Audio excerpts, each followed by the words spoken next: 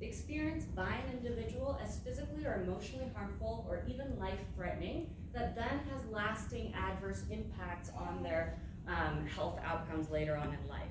Common traumatic experiences include interpersonal violence, natural disasters, and war-related experiences.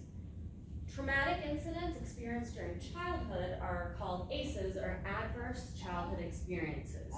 A groundbreaking U.S. public health study in the late 1990s, dubbed the ACEs studies, found that childhood trauma then significantly increases the risk of adult onset of chronic conditions such as heart disease, depression, diabetes, and other mental health illnesses. Unfortunately, as the number of ACEs during childhood increases, so does the risk of negative health outcomes later on in life.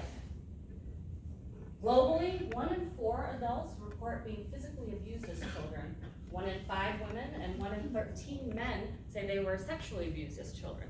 Keep in mind that these numbers are probably underreported and represented because of the stigma surrounding trauma and sexual violence. So in the US, over half of men and women report having at least one adverse lifetime event occur. In Colorado, that number is same, with a quarter saying they have experienced 3 or more ACEs during their childhood. Follow me when I bring the global into the local. So, historically, the US has been really a sanctuary for refugees and immigrants. And in Colorado, 2018, nearly 1,400 refugees were settled here from countries that are experiencing war, oppression, violence, and their aftermath. Now, 37%, or about 500 of these, the refugee population, are kiddos that are then enrolled in schools where educators are probably not equipped to deal with the global issues that these children, along with US children, are experiencing. So many of the childhood experiences that kids face can lead to emotional, social, relationship, and cognitive difficulties. Many of the behavioral symptoms we see in youth are a direct result of coping with these adverse events. And what we often label as abnormal or bad are really just misapplied survival skills. And one of the things with trauma-informed practices is to help create a safe environment. Enter Resilient Futures, which is a nonprofit organization based out of Colorado, which implements the HEARTS program, which is implemented at schools with a whole school approach to train all school staff on the impact of trauma and how it impacts behavior and brain health in younger kiddos, to support the school in becoming trauma-informed and culturally responsive communities. The Resilient Futures program, they stay on site for consultation for up to 5 years to really change that theory into practice. So why schools? Well, children spend a majority of their time at schools, and they might be dealing with issues that for 8 hours at a time they need to be somewhere where they're, dealing with other issues that teachers need to be aware of. So the goal of HEARTS is really to make sure that teachers and educators realize, recognize, and respond appropriately to the impacts of trauma by creating an emotionally safe and psychologically safe environment so that they become a culturally and trauma-informed community. Now, NMHIC looks for big innovative ideas to improve the mental health care landscape, and so they partnered with Resilient Futures and MSU to really see how this framework is being implemented in real life, and then to explore implications for upstream work. For the qualitative training evaluation, we wanted to explore if and how teachers describe their mindset shift from "what's wrong with you" to "what happened to you." We wanted to see what barriers teachers express during in their shifting of their mindset, and finally, we wanted to ask educators if it would have been helpful to learn these TIPs, trauma-informed practices, during their pre-service education. For the methods, we conducted 14 about 20-minute classroom observations to provide context on the school culture.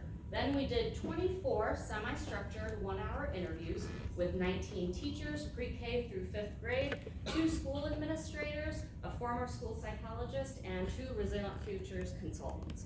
All interviews were done in collaboration. The questions were done in collaboration with Resilient Futures.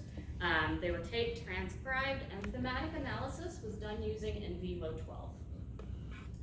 So many teachers told us that they did experience a mindset shift on the topic of mindset shift. They said they gained a greater understanding of how trauma impacts brain, learning, and behavior. They learned not to take a child's behaviors personally. They said that they recognize that how they themselves, teachers, show up in the classroom impacts the kiddos and their students that they're dealing with. They finally said that they started shifting towards using less punitive and more restorative consequences. This is a quote from one of the teachers, which is reflective of many of the other teachers. My mindset of what is right and wrong, what consequences are, ways to connect with students and to go about it, what are successful days, what a non-successful day is very different than what I would say even 3 years ago. Some teachers did express barriers to mindset shift. The most common ones were the perception that being strict is better practice and will actually prepare students for the real world that they're going to be facing. The idea that TIPs are just too individualized, so there's no behavioral standardized consequences going across the board. The idea that TIPs are just one more thing on a teacher's plate and they don't have time for it. Finally, that this is a new way of managing behavior, of being like, what's happening to you rather than what's wrong with you. As a teacher says, we have so many students with trauma. I still have a lesson to teach. I can't just let it flag by because it's a hard day.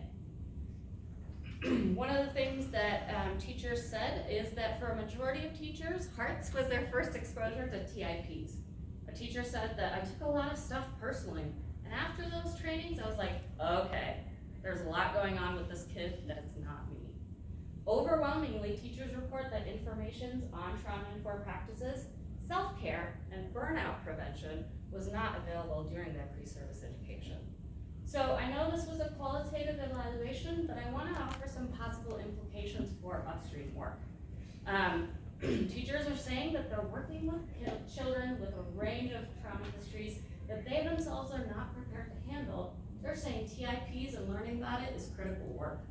Teachers want additional supports like consultation and concrete strategies in the classroom, and trauma-informed work takes time and to practice and learn. And it would be valuable to begin learning trauma-informed practices during pre-service education before stepping into the classroom. So there are limitations. It's a single school with no comparison group. It's a single retrospective interview at a single point of time, so it's a snapshot. And finally, this is looking at memory and memory over time, so there's probably recall bias. And since it's a self-report, but they were talking to us, there might be social desirability bias. However, interviews were a great way to get teachers' perspectives on implementation. So to bring it all together, when children experience trauma, it affects how they show up in the classroom and perform academically.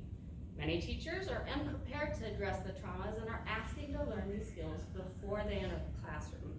And finally, integrating trauma-informed practices into pre-service education has the potential to have significant positive impact on teacher and student well-being.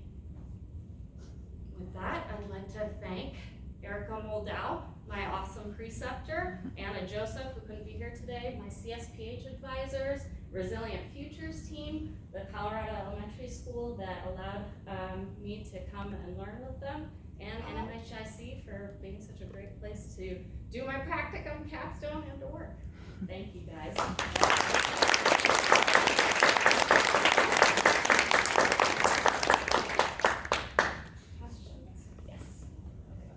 First of all, this is an awesome topic. I'm super interested in it. This was a really cool project that you did. I'm curious, it looked like you were partnering with Metro. So is this like something that they're gonna try to implement into like education majors and stuff? Yes. So the cool thing is that Metropolitan State University is now going to be rolling out in the future, starting in March of 2020. They're going going to be offering TIP based curriculum to teachers. And at the time that we were doing this qualitative evaluation, Resilient Futures was actually offering these workshops for 2 hours with teachers in series, and there was a lot of great feedback and a lot of like, yes, where was this before? So there's definitely forward movement going on. Yes. First of all, like she said, this was awesome. But I really liked your integration of kind of mentioning the refugee status in those kiddos. And so I was wondering if there was any conversation or consideration in the future of working with resettlement agencies to better identify what those needs are for those specific children that are coming in, just because it can look very different, like you mentioned. So I was just wondering if that was something that you had thought about. I mean, definitely thinking about. So one of the cool things about Resilient Futures, the Hearts framework, is that they do include culturally responsive modules. So it is definitely touched on. Now, because this is such a newer field, there's only like 2 programs in the country that specifically are talking about trauma-informed practices in teaching. So this is a new field. In the future, yes, talk to IRC, talk to other resettlement agencies to see. But again, new topic, so great question. Yes? Thanks, Nina, that's a great presentation. And so this was a really well done, rigorous evaluation. And so I was curious, how did you disseminate all of your learnings back to the community, the schools, the various partners, and to the broader public health community? So we shared the results with Resilient Futures and the elementary school that we worked with, so that then they could hopefully improve and make their processes better. And Anna Joseph, who was also part of this evaluation, took a lot of what we learned, and she's working in collaboration with MSU right now as a director of trauma-informed practices. So, like, MSU is really taking the ball on. And did you get to present this work elsewhere? This is the first